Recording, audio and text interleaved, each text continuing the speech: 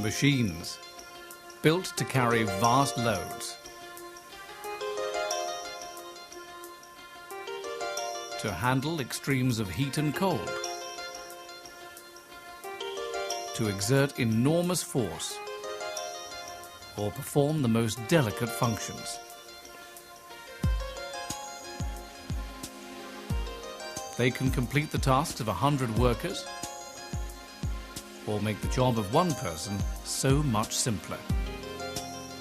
But they're not foolproof. Through human error or duress, they can also break down, deteriorate, need parts replacing, cause accidents if not regularly maintained.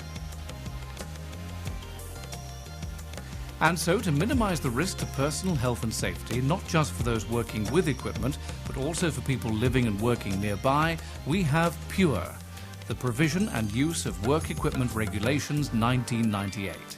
They place the emphasis where it belongs, on risk to personal health and safety.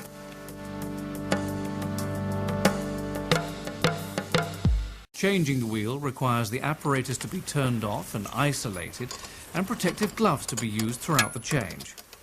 And ensure that bolt is fully tightened during reassembly in accordance with manufacturer's instructions. Safety is the prime concern, with responsibility firmly fixed with both the employer and the operator. There are a few final questions to be asked. Do you need to clamp or stabilize the equipment or some part of it so as not to pose a risk? Is the area where the equipment's to be used lit well enough for the work to be done safely? And is the lighting itself suitable? Is the equipment clearly marked with any safety precautions?